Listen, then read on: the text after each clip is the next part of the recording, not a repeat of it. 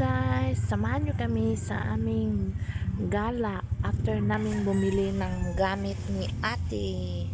Ayan, andito kami ngayon sa Roro. Pasyalan siya. Free lang dito, may malapit sa dagat, may mga pagkain. Ayan, dyan.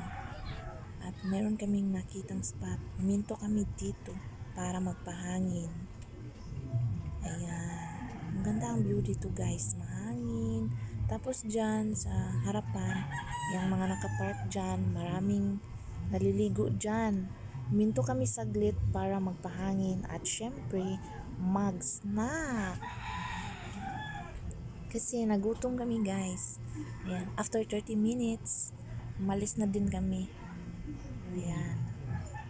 Kasi naghihintay yung dalawang ate sa bahay. Sila lang naiwan sa bahay. Kasama namin si Bonso kasi hindi naman ito nagpapaiwan. Kaya yan guys. Medyo malayo-layo rin sa amin.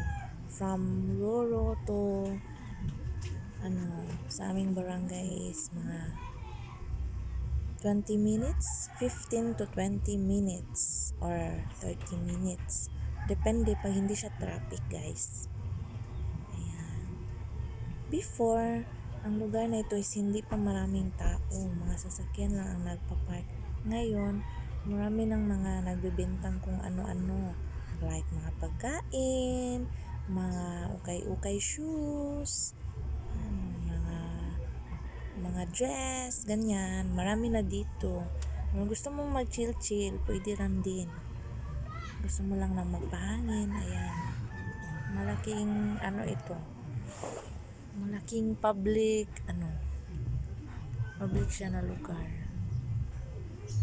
Mura din ang mga pagkain dito guys. Kaya kung trip nyo mag-budget meal, dito lang kayo sa Roro guys. Bye, thank you for watching. Yan ang makulit kong anak, yung Bonso. Bye guys, thank you.